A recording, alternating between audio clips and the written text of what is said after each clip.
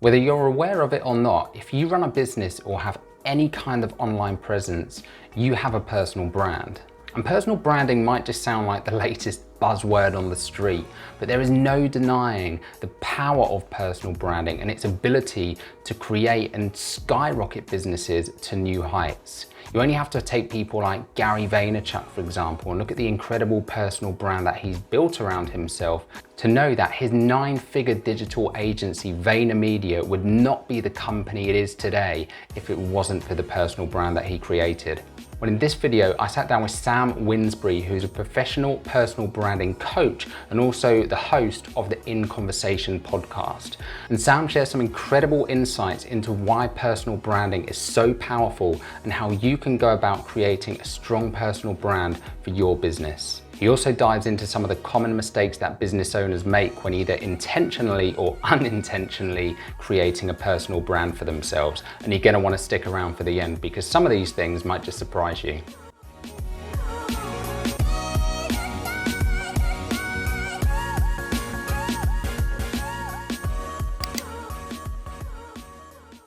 Hey guys, it's Tom here from Elevate Digital, and today I'm joined by Sam, who is a personal branding consultant and, in his words, redefining personal branding. Sam, thanks so much for coming on. I'm really excited for this one. I've wanted to chat with you about personal branding for a long time. Hey man, yeah, it's a pleasure. Pleasure to be here. Awesome. So, personal branding. This is something I've spoken about personal branding before in some of my previous videos. I'm by no means an expert on personal branding. I could probably do with some coaching myself on it, but I really think it's a fascinating area, and I think it's really going to be at the forefront of a lot of marketing for any businesses, really, over the next couple of years. And Sam, it kind of brings me on to like a question that I really wanted to ask you, in that like something that I think I see a lot is businesses. There are a lot of businesses out there that might say personal branding isn't, or business owners or entrepreneurs who might say personal branding isn't for me. Like, I don't need a personal brand. I'm running a company. Why do I need a personal brand? I'd imagine you probably get that kind of response quite a lot. What would you say to that? Like, why do people need a personal brand? Yeah, I think it's understandable, the fact that they might think that, because personal branding is a relatively new concept. It's sort of, the idea has been around for a while, but it's only really been pushed quite recently. People are sort of stuck in the old ways of traditional marketing and sales. But the problem is consumers, whether it's B2B or B2C, are actually getting quite suspicious, if you like, of this traditional salesy approach. And people are putting a lot more weighting on human relationships now. So we're seeing that even content, when it's shared by employees of a company, is reshared so much more than when it's posted by the company itself. So people are really starting to want to be connected to the people behind the business rather than the business itself as such. Yeah, I love that. I agree. Like, I've seen the same thing. Like, when people are sharing things from their personal profile on LinkedIn, it just gets so much more reach and exposure. Yeah, I guess because it's got that human, that human element to it.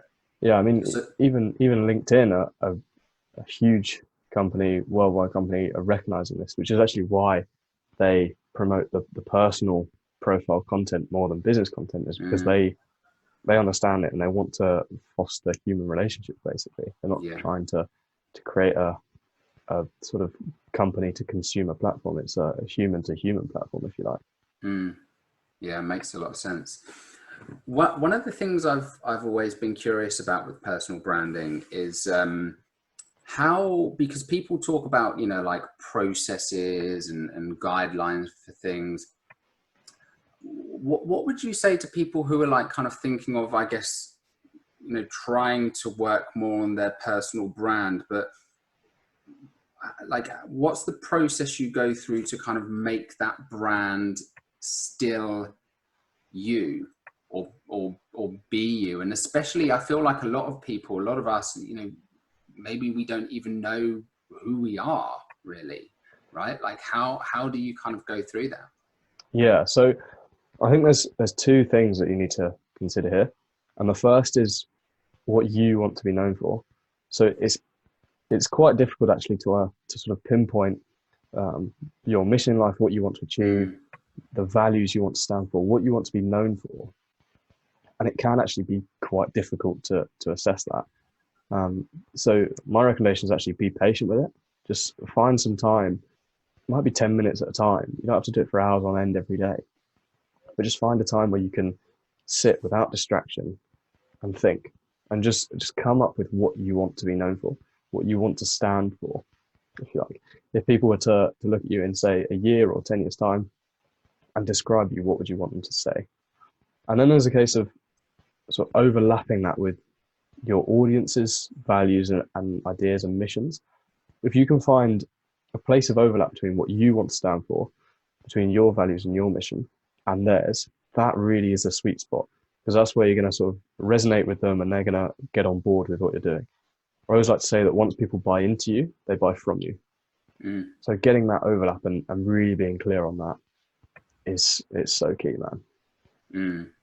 I love that. I think, yeah, that's so powerful. And what you were saying as well about like what you want to be known for, I think it's such a powerful question. I've never kind of heard it put like that before, actually. Like, people very often speak about, you know, your vision and your mission and stuff, and it almost sounds a bit like formal and corporate speak, right? Yeah.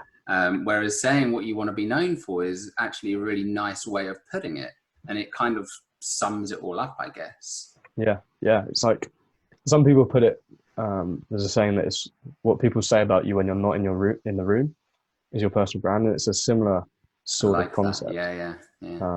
So you immediately think, let's take a big personal brand like Gary Vaynerchuk, for example. Love him or hate him, you know exactly what he's about. He's a no BS approach. He's very cutthroat, if you like. He's thorough, and he's super committed to the world of marketing. You know what he's about. Very true. Because I feel like I definitely noticed this with, you know, like you say, any kind of personal brand or any kind of person or influencer who is really memorable in some way are people who are unapologetically themselves, right? Yeah. Like you can't help but respect it. So yeah, that's a really interesting point, actually. So what about, like, what are some of the mistakes that you see when people are trying to start up a personal brand? Like, where can people go wrong with it and get it wrong? Yeah, it's quite easy, unfortunately. Okay. one of them you mentioned is it's almost not being unapologetically you. Okay. Gary Vaynerchuk, the people that hate him, but the people that love him follow him like till their death. Yeah. Because he's not afraid to put his opinions out there. So I think the first one is not being strong enough in your convictions, in your opinions, in being the authentic you.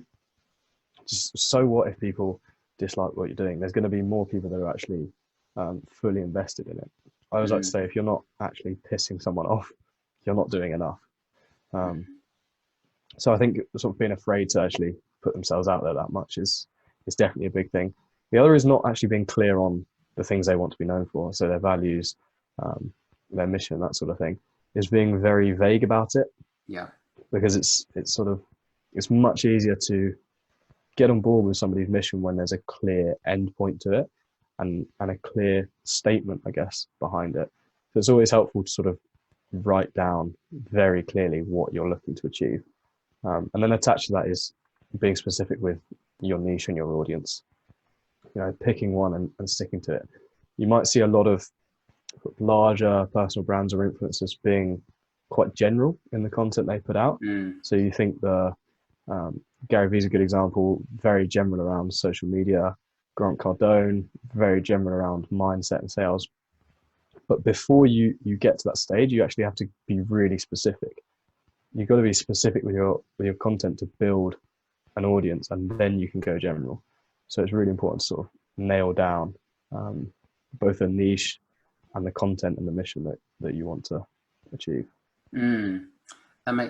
You may have just answered this question, but it just got me thinking. Like one of the things, this is something that I see Quentin from Misfits. Yeah. He does, or he's done quite well. Is he's managed to kind of integrate a lot of his different passions into his personal brand, like gaming and entrepreneurship, which generally aren't two things that kind of go hand in hand. And there's also, you know, this side of just being a geek in general and you know, video, all of this kind of stuff, storytelling. Like if you have, and you know, like even like me, like I'm very, very ADHD. I just have so many passions. Like I love so many different things. How do you go about kind of tying that into your brand, your identity, but without it coming across as wishy-washy? Yeah, huge question. So I think it's important to note where you can actually tie things together and where they're going to be inconsistent with each other.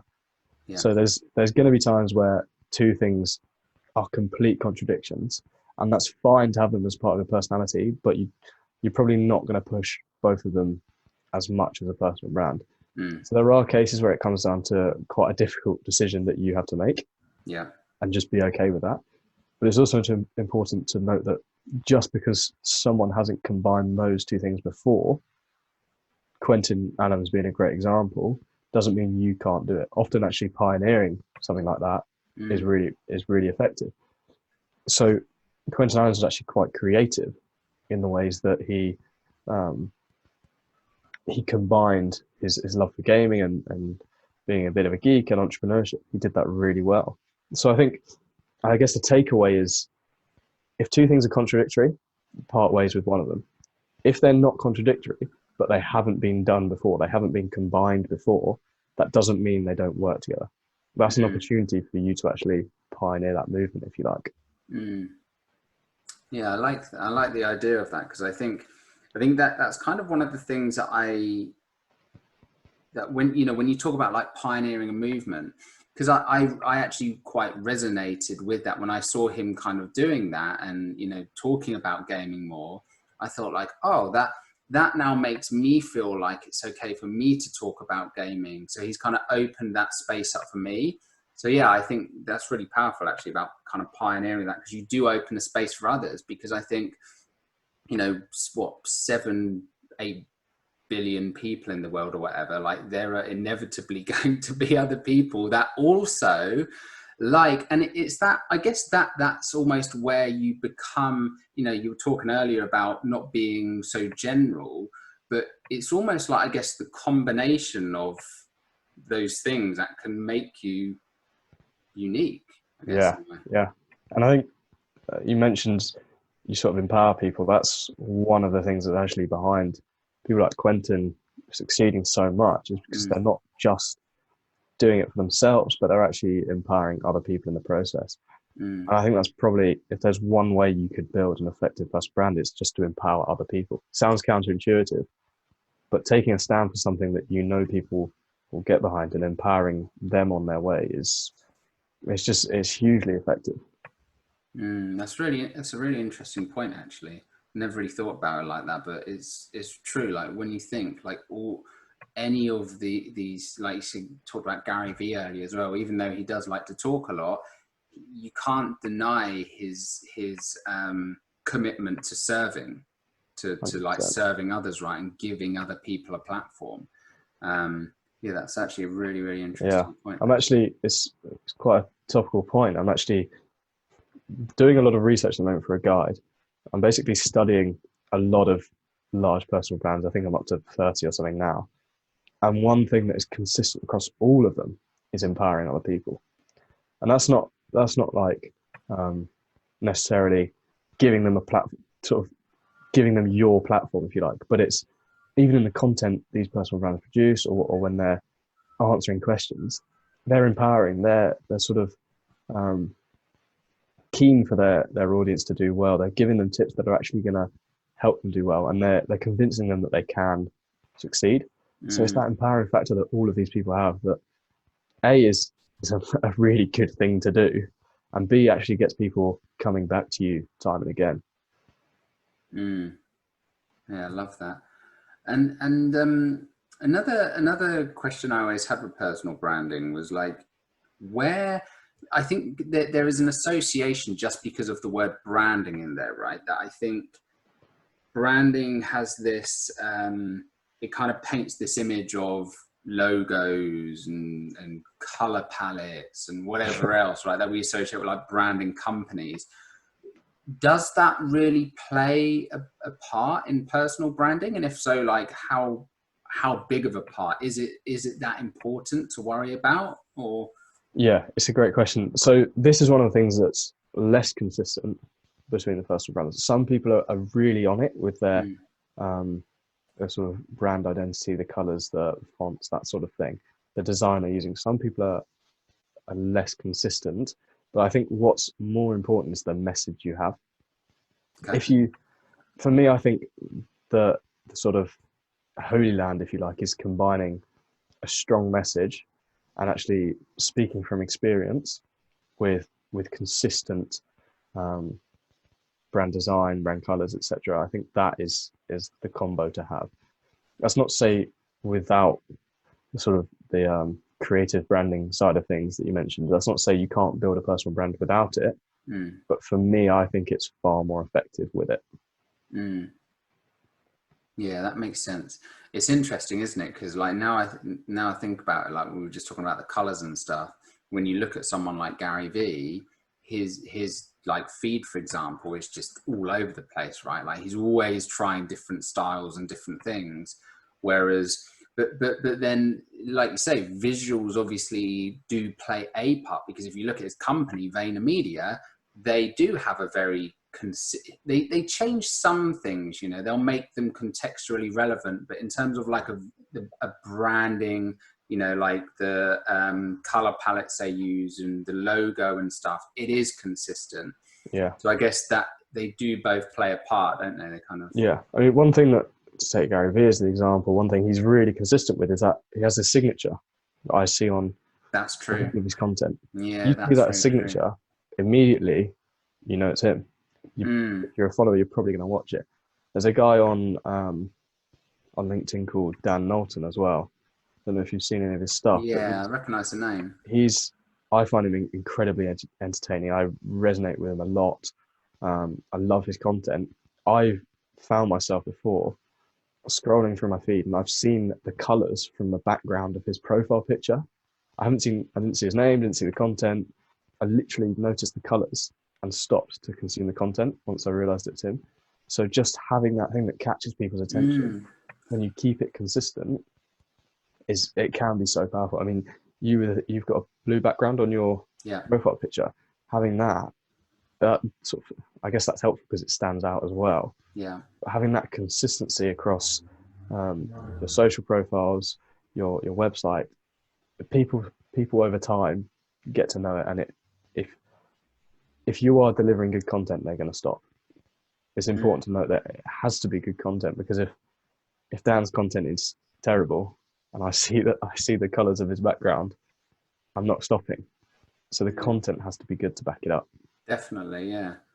Yeah, that's a really interesting point actually about that kind of consistency, because sometimes it's not always it doesn't have to be, like you say, everything. It can just be that little thing that sticks in people's head. And it's, you know, like in any kind of form of marketing, like familiarity is incredibly important, or that feeling of familiarity, but that can be brought about in different ways. I think that, you know, talking about Quentin again, actually, who we were speaking about earlier, I know he did a post about having like audio signature, so to speak, right? And I think he's implemented that in some of his videos, but it's just a trigger, no matter how like small it might be, where people are like, that's what it is. Yeah. It's that brand, or it's that thing. Or yeah, there's a psychological phenomenon called the mere exposure effect. Yes. And I presume you know from the reaction. Yeah, tell us about it. But there was actually a study done where 4 women attended varying numbers of lectures at a university. They didn't actually interact with anyone in these lectures. They simply went in, watched the lecture, left. Obviously, one person went to all of them, one went to only one, and the other two in between. What I found at the end of the study was that the woman that went to the most lectures was actually rated as the most likable by the students in the lectures, even though she didn't interact with them. Just her mere presence, the mere exposure to her face before, actually increased likability. So if your brand, if your colors, if your name, if your logo, whatever it is consistently in front of people, and you're actually delivering a good experience, it's even better if you can deliver a good experience over time. Just that exposure is going to get people to like your brand. Yeah, I guess that also ties into, I mean, I'd imagine you're a pretty big advocate of this as well in your space, but like the whole consistency and actually just showing up as well, right? Not even in the colors, but showing up on the platforms. Yeah, I mean, all the strategies, all the content tips and tricks we talk about, the visual branding, all of these tips, podcasting, writing blogs, creating videos, all well and good. But if you're not doing it consistently, if you're not showing up on a consistent basis, they're meaningless. They're not going to have an effect if you're just doing them once or twice, or popping up 3 times in April and then not doing anything again till November. Right? You've got to be doing it consistently, or all these strategies just become meaningless. Yeah, makes sense. It's like the kind of foundations will glue that holds it all together, right? Yeah, it's like building your personal brand on rock, not sand, basically. Yeah. And this is, you mentioned the redefining personal branding bit from my program. This is what it's sort of based on, is actually creating a solid foundation for a personal brand. You look at all of the best personal brands, they've all got incredible discipline. They're incredibly consistent. They're good leaders. They're good communicators. They're charismatic. All these things have to come before the strategies, I think, especially when building a personal brand, because otherwise there's nothing to back them up, if you like. The foundations aren't set. So it's interesting you mention that, because it's one of the things I've noticed about you, actually. I remember when we first connected, you said earlier, like, it was a long time ago.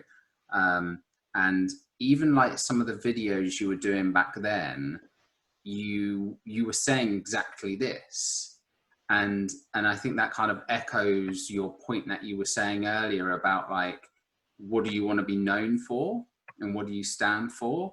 Like, that's just a perfect example of that. Like, you have a message, you have a belief about something, a way that something needs to be done, and it's kind of echoed throughout. Yeah. And I think what people will find is that when they have that message, that mission, that clear why behind their personal brand, the things like the consistency will fall into place, because you're so driven by it, right? You're so driven by spreading that message that you actually find you're becoming more consistent, more disciplined when you have that clear why. What I'm really curious, what got you into personal branding? Yeah, so it's actually quite funny. I was running or trying to run a traditional sort of Facebook ads agency. This is probably a year or two ago now, and I was actually using LinkedIn to basically try and get clients, building a personal brand on LinkedIn. And what started happening was people were actually reaching out to me for help on LinkedIn profiles and building a presence on LinkedIn rather than the Facebook ads. Now, I was clearly much better at building a presence on LinkedIn than I was at running ads. So it was actually just quite a coincidental transition for me. But yeah, that's how I got into it. Interesting. Very interesting. And then did you just find a kind of passion for it as you were? Yeah, I mean, I always find when you are slightly better at something, you tend to enjoy it more. So because I sort of realized, hang on, I'm actually quite good at this, I found myself researching it more, and then basically just spiraled into a love for it, getting more and more invested in it. And I think as well, it allowed me to connect with people that I would never have thought I could connect with. Yeah. People that I sort of considered way out of my league, if you like. I was able to connect with, and I guess that was so rewarding. that sparked a fascination. That's so interesting, isn't it? Like a bit of an off-topic thing, but like the whole passion thing, like a lot of people talk about finding your passion and all of that, but one of the things I noticed with marketing for me personally was that like I was never super passionate about marketing. Like, I've always been a geek. I've always, like, when I was at school, I used to build computers. I built like websites for people and stuff like that. So I had experience in that space, but I've never been like super passionate about it. But as I started doing it, I really fell in love with it. But it was only through the practice and getting stuck into it that I developed a passion for it. Yeah. I mean, it's interesting. The more you sort of research into a topic, the more you find yourself wanting more. Yeah. It's quite a strange thing. It doesn't happen with everything. It certainly didn't happen with, I don't know, my philosophy A level. But yeah, true. You find certain things that suddenly they fulfill you, if you like. You don't expect them to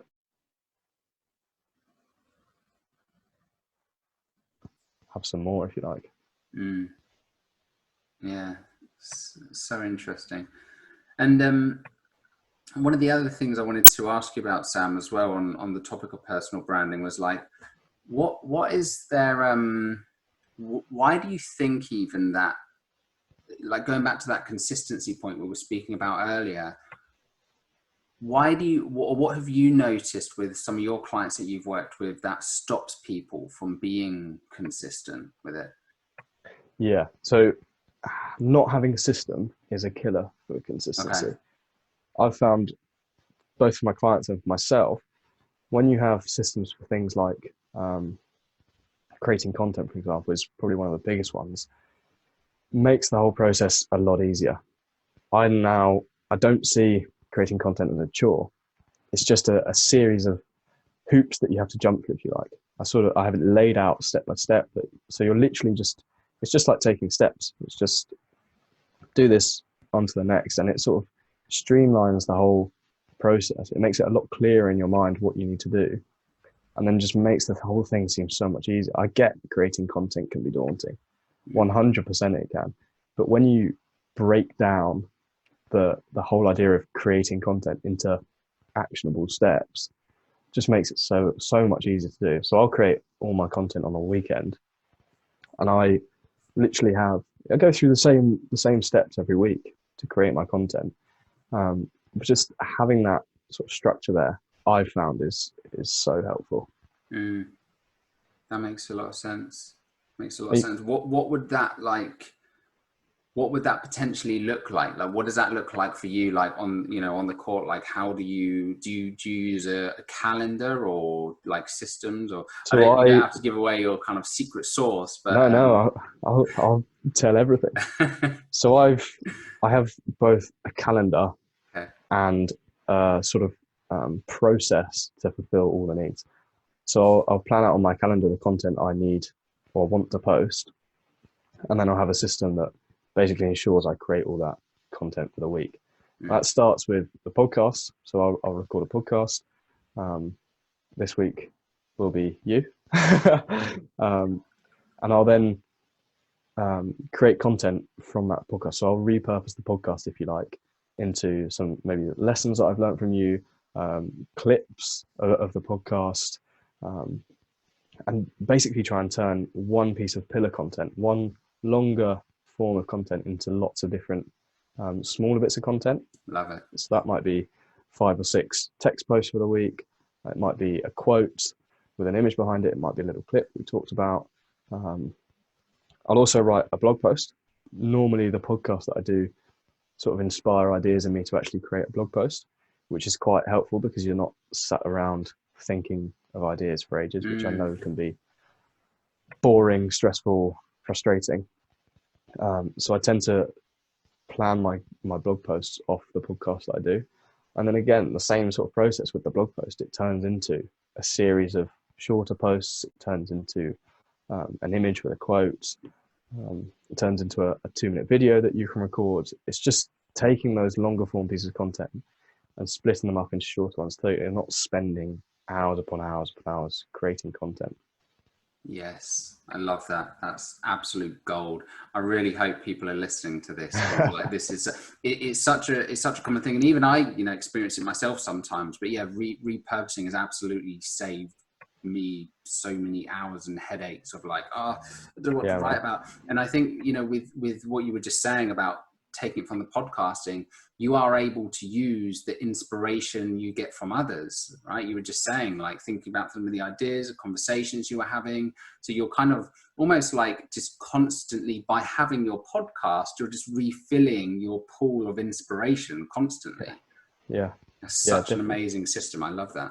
And you open yourself up to the ideas of other people as well. I think that's so important. If you just sort of confine to your own mind all the time, eventually you're going to run out. But if you actually open yourself up to maybe a slightly different perspective or a new way of thinking about something that you hadn't have thought of before, then it just sort of spirals and opens up loads of different avenues for you to create on. And I find when you do that, the more ideas you create, the more pieces of content you create, the more ideas you're actually getting. It's a spiral effect. That makes so much sense. And I think that's because it's one thing I noticed this with a lot of businesses, a lot of entrepreneurs or startups. There's this kind of mentality that we have to do this by ourselves.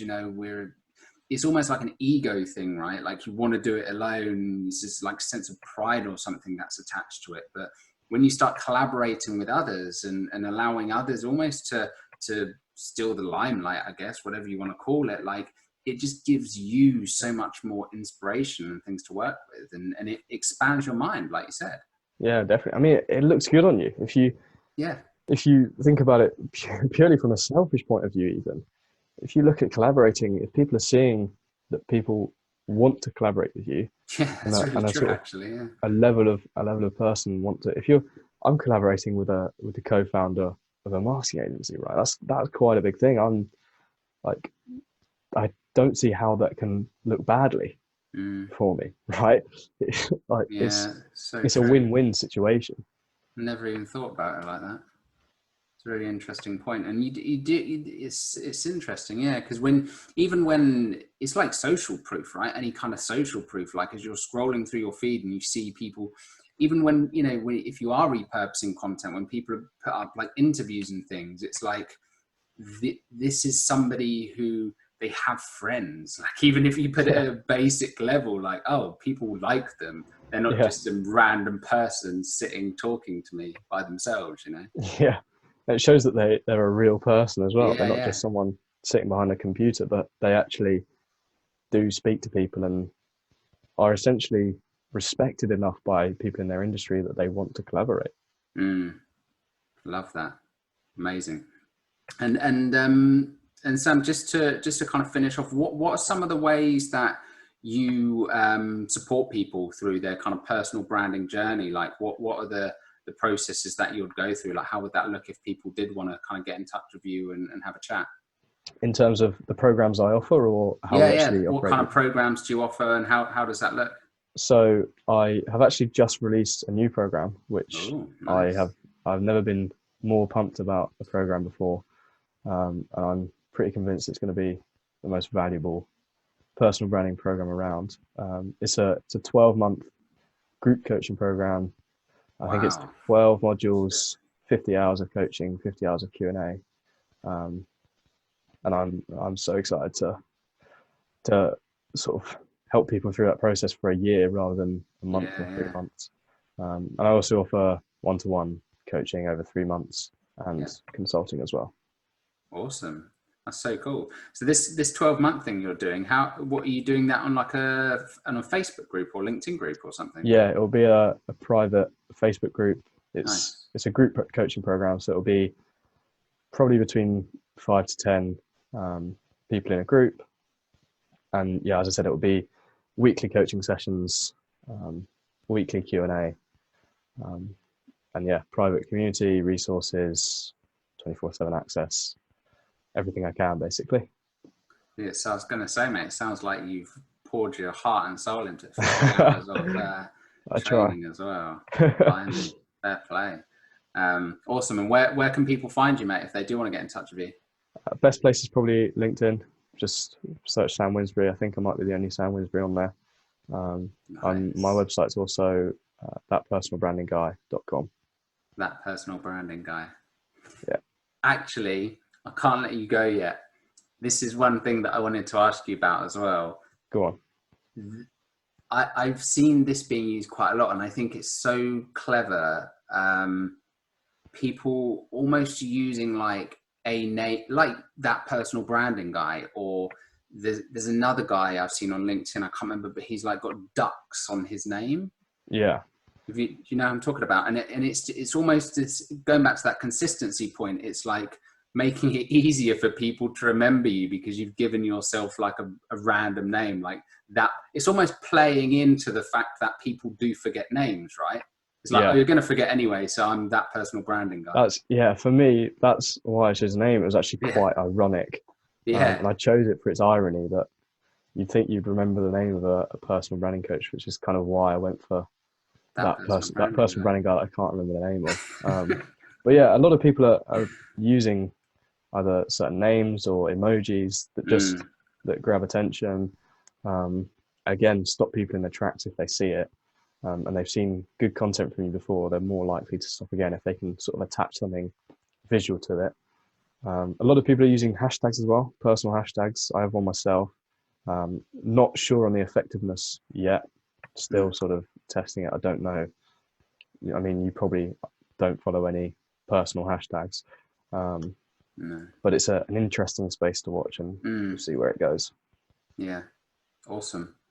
Sam, that's amazing. Thank you so much. It's been awesome. It's been a pleasure. Thank you, man. I appreciate it. Cheers, dude.